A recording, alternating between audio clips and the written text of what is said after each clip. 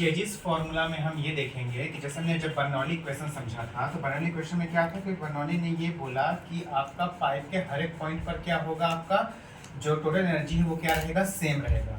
But उसने assumption में क्या मान के रखा था कि फ्लूइड कैसा होना चाहिए, आपका आइडियल फ्लूइड होना चाहिए। बट आपका रियल में कोई फ्लूइड आइडियल नहीं होता, वो क्या होता है, आपका रियल फ्लूइड होता है।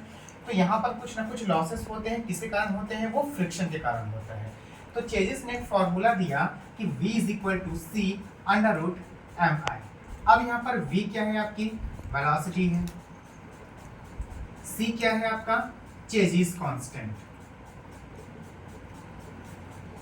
अब भाई चेजिस ने इसको डिस्कवर किया था तो अपने कांस्टेंट को उसने अपना नाम दे दिया चेजिस कांस्टेंट। M क्या है, आपका हाइड्रोलिक मीन डेप्थ, ये आपको समझना पड़ेगा क्या है। I क्या है, आपका स्लोप है। अब ध्यान देना कि सबसे पहले समझा रहा हूं कि हाइड्रोलिक मीन डेप्थ क्या है इस फॉर्मूले के अकॉर्डिंग। जब हाइड्रोलिक मीन डेप्थ आप देखोगे तो क्या होगा, जैसे कोई एक पाइप है, ठीक, हम डेप्थ की बात कर रहे हैं, डेप्थ का मतलब गहराई। सपोज करो उसमें पूरा पानी भरा हुआ है, पाइप में पूरा पानी भरा हुआ है, पाइप से पूरा पानी ऐसे भरा हुआ निकल रहा है।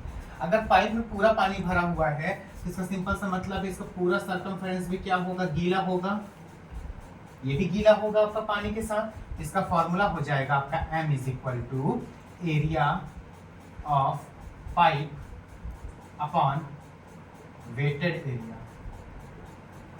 वेटेड मतलब गीला वाला पार्ट। तो कितना होगा, एरिया क्या हो जाएगा आपका पाई बाई 4 डी स्क्वायर। और वेटेड एरिया, कौन सा एरिया वेटेड है, ये देखो ये वाला वेटेड पार्ट ये है, इसको वेटेड पार्ट लिख लो, ठीक है। तो ये वाला पार्ट वेट हो रहा है सिर्फ ये, इसको क्या बोलते हैं हम, सर्कमफेरेंस। सर्कमफेरेंस कितना होता है, 2 पाई r। अब देखो यहाँ पर इसको मैं ऐसे लिख सकता हूँ pi by 4 D square upon pi into 2r। और 2r का मतलब क्या होता है, डायमीटर, ठीक है। तो यहाँ पर क्या हो जाएगा pi by 4 D square upon pi D, ये बचा आपका।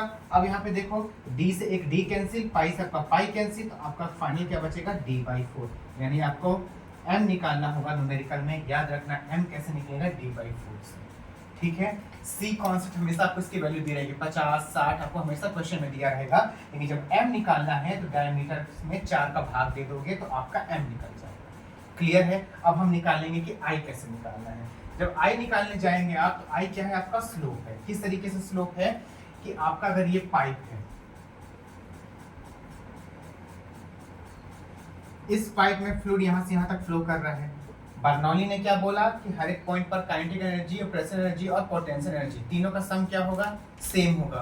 बट एक्चुअल में ऐसा होता नहीं है। इसको समझने के लिए सबसे पहले बर्नौली समझना, बर्नौली का वीडियो अपलोडेड है, उसको देख लेना, आसानी समझ में आ जाएगा। तो यानी कि जितना एनर्जी इस पॉइंट पर है 1 पर, बर्नौली बोलता है कि 2 पर भी उतना होना चाहिए। बट एक्चुअल में होगा नहीं।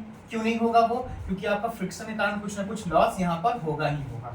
अगर मैं यहाँ पर पीजोमेट्रिक ट्यूब लगा दूं तो यहाँ पर अगर आपको हेड यहाँ मिल रहा है तो सिंपल सी बात है कि 2 पर भी कहाँ मिलना चाहिए था, यहाँ ऊपर मिलना था, लेकिन हेड कहाँ मिल रहा है, मुझे नीचे मिल रहा है, क्योंकि कुछ ना कुछ क्या हो गया, आपका लॉस हो गया। मतलब कि आपका ये वाला स्लोप कहाँ से कहाँ तक आ रहा है, देखो ऐसे इतना कम हो गया, हुआ कम, जबकि ये होना कैसा था, आपका इतना सीधा जाना था, लेकिन आ कहाँ पर रहा है, आपका नीचे आ रहा है, मतलब इतना लॉस हुआ। इस लॉस को मैंने क्या बोल दिया, HF, कि लॉस ड्यू टू फ्रिक्शन, ठीक है। अब यहाँ पर ये HF आ गया आपका, ये आपका स्लोप थीटा है, और ये लंबाई कितनी मान ली मैंने, L, पाइप की लंबाई मान ली, ठीक है।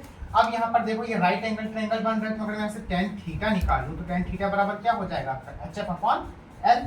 तो ये आ गया आपका HF अपॉन L, और tan थीटा को बोला जाता है I, स्लोप। ये निकल जाएगा HF अपॉन L से, मतलब जितना हेड लॉस हुआ है उसमें L का डिवाइड कर दोगे तो आपका I निकल जाएगा।